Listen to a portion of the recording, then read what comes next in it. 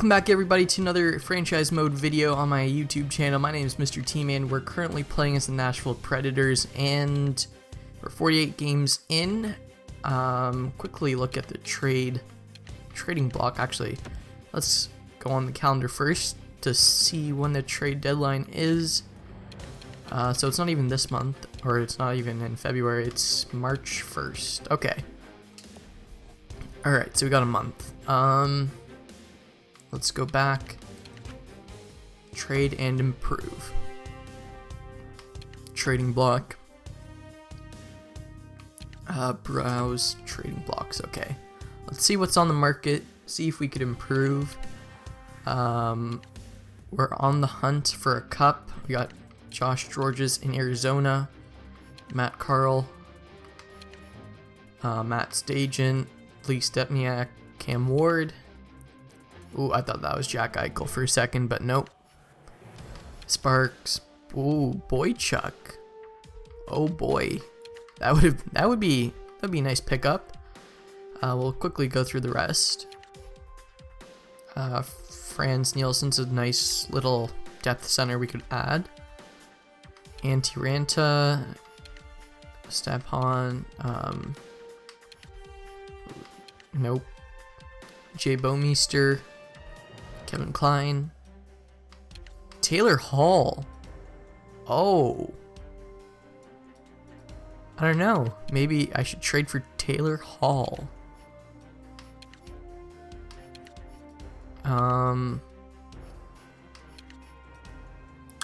Andrew Hammond. Arkhipov. Sven Barchi. Arizona. Vancouver tried trading him to us a couple times in the last video, but we did not accept that. If I were going to pick up a depth player or like a middle or like a bottom 9 forward, it would be him out of like all the players on the trading block. But let's see how much we could get Taylor Hall for. Trade for asset. Alright guys, so unfortunately I was not able to, I was just going through different trade scenarios to trade for Taylor Hall, but in the end I would be giving up Fiala, and he's on a pretty good contract right now. Hold on, right wingers, no, he's a left winger. Fiala is a young forward that they would want realistically. He has only top 6 forward potential, so that lowers his value quite a bit. If he was elite, I don't know if I would trade him for Taylor Hall. Anyways, he has 2 years left on his deal at 3.045, so that's pretty good. And another thing is we have to re-sign Roman Josi this year. He has this year left at $4 million. And if we were to take on Taylor Hall, he's also a free agent at the end of the year, so we might be able to get him through free agency. And but first we have to sign Roman Josi. He's one of our top 2 defensemen. I'd rather have him over Hall, and if I were to do this just based off of trade value, I would trade James Neal, but it doesn't make sense for a rebuilding team to take on a 32-year-old with a cap hit of 5.975 for another 4 years. I know he hasn't been doing the greatest this year, but I guess we'll just stick with him, and hopefully it works out and we have a cup at the end of the year. And if we don't, we could trade him to another contender and then possibly sign Hall in free agency if he happens to be in there. So yeah, that's my thought process right now. So now I will skip to March 1st, see if we get any more trade offers, and if there is something I like, I will pick it, or I will accept it. In the meantime, I will actually not even in the meantime, I'm just gonna cut to the next clip now. Alright guys, so we haven't been doing the greatest since the beginning of the month. We've won 2 and lost 3 in regulation and lost 2 in overtime / shootout. So I'm gonna go back because I forgot to do one thing at the beginning of the video, which was to edit the lines, because if I remember correctly, our power play and penalty kill have been not hot at all this year, especially penalty kill, I believe. No, I honestly don't remember, but this is how our first penalty, or our first line looks like. Maybe we could possibly try splitting up Yossi and Subban. Maybe that would help. I'm not sure.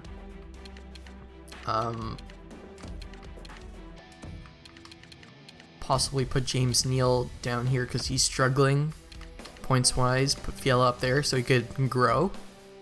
And for penalty kill, what is this? 86, 84, 85 for his defense, 78 face-off, so not bad. 84, 81, 86. Let's see if there's anyone better, or anyone with a better defensive category that happens to be a forward. Okay, you can't. Never mind.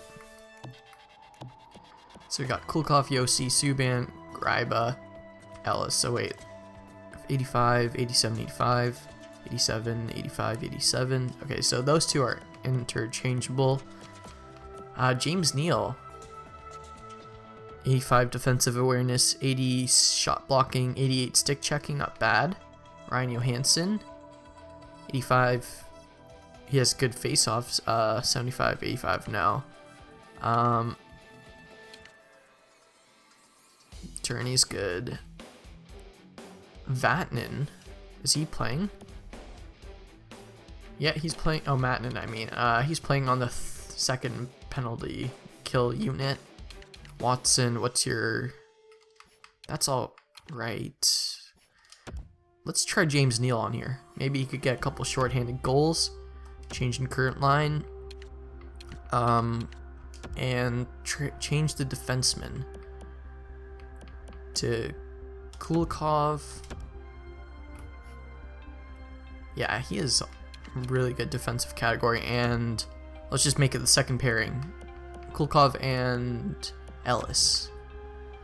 I believe Ellis has a good enough, yeah, he has pretty good, or decent enough defensive categories because he is an offensive defenseman, so I was just worried there for a second, but nope.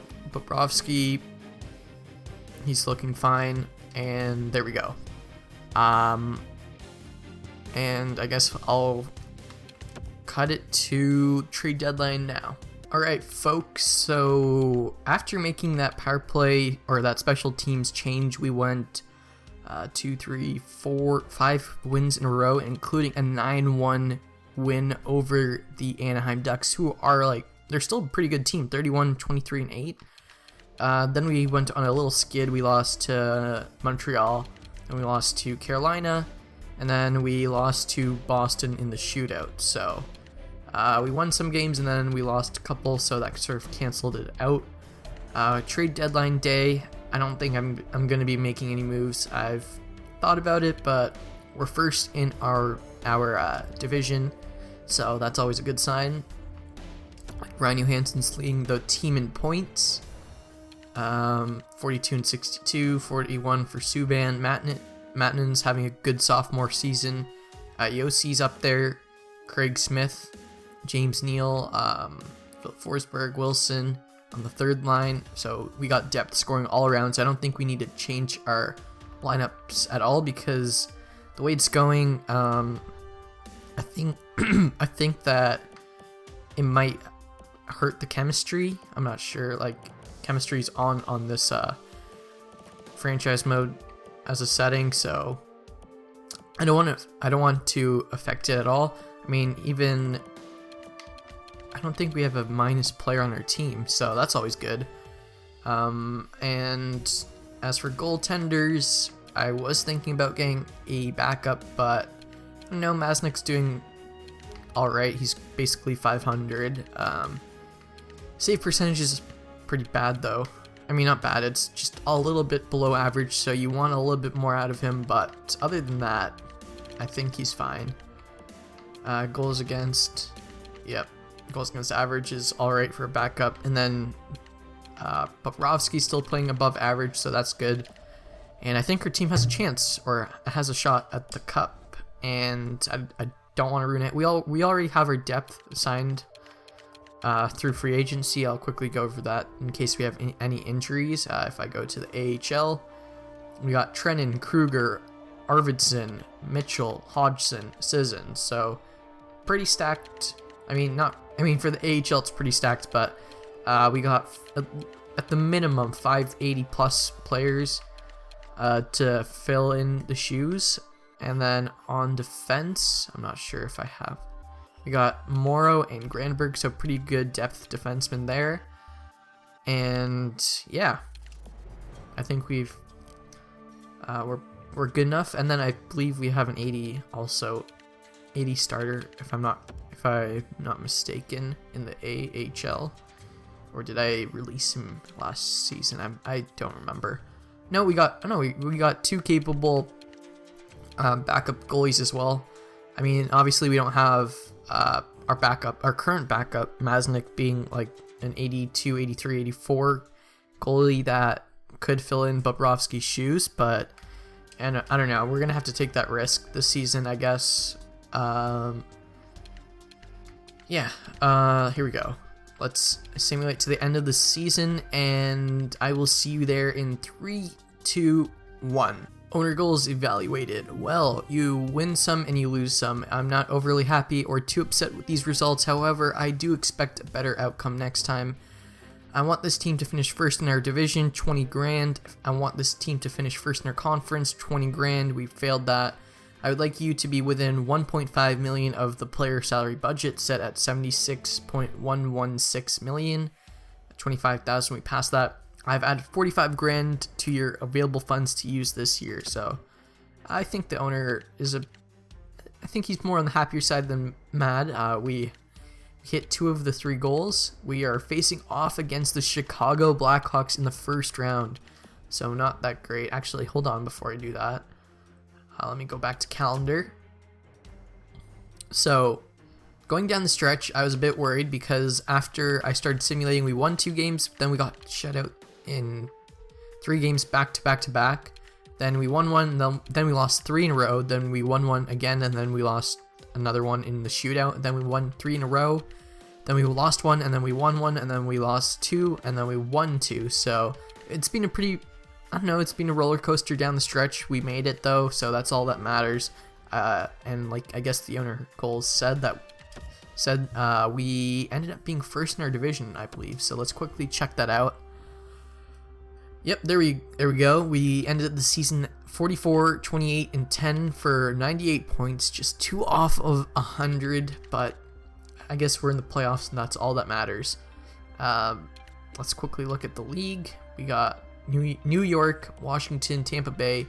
So top 3 teams are in the East, followed by Edmonton, Los Angeles, Toronto, and then we're 7th, even though we came first in our division, and I believe the 2 wild cards were also in our division, Houston Huskies. So we beat the Houston Huskies, so I'm proud of our team for doing that.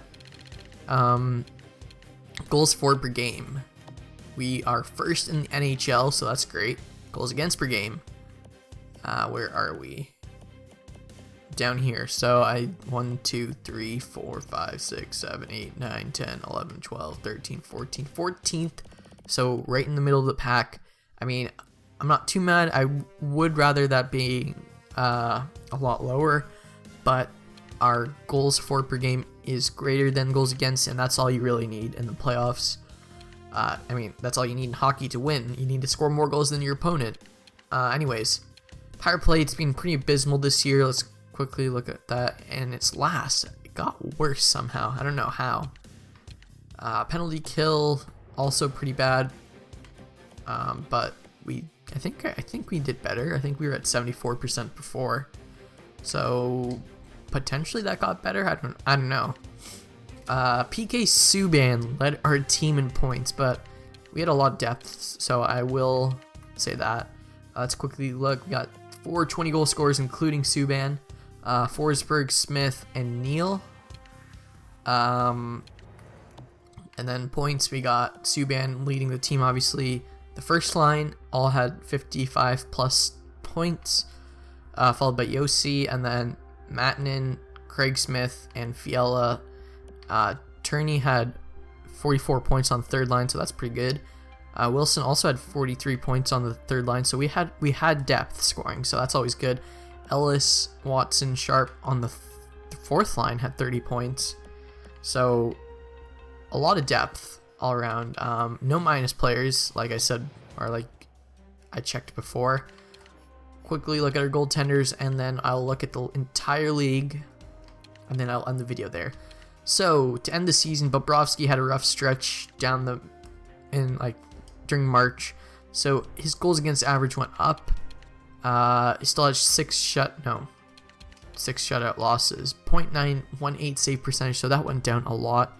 I believe it was around 0.924 before. 6 shutouts. So I guess, I don't know, he had some good games and he had some really bad games. So I guess that's what brought his save percentage down. Maznik, I think we're going to have to replace you during the summer, but for now you are our backup goaltender. Quickly look at the AHL stats to see if we could pick up potentially Holonen or Saros. If I'm going to choose him, might go with Saros. He had the better goals against average, and he has, actually they're pretty similar, so I might even choose Nilo Halonen if Bobrovsky gets injured in the playoffs. Anyways, what am I doing? I'm just rambling on here. NHL, go to the entire league. To lead the league in points, Steven Stamkos at 89, followed by McDavid with 88. So maybe scoring was just down all around. Carlson got 79 points. For goals, Tavares had 39 to win the Maurice Richard.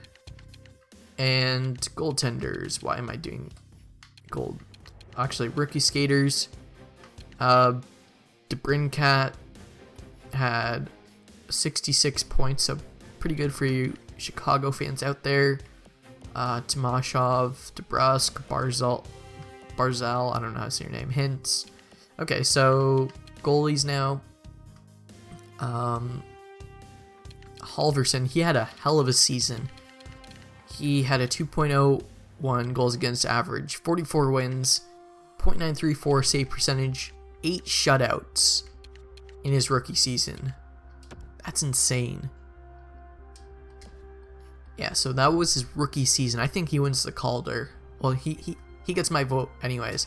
So anyways, guys, I'm going to end the video here. We are facing off against the Chicago Blackhawks in the next video. If you enjoyed, please leave a thumbs up, subscribe if you haven't already, and until next time, peace. Played you fast and reeled you in. No slow recital. You waited for him on the strip, but no arrival. Gave it up for him, but only just to let you down, to let you down.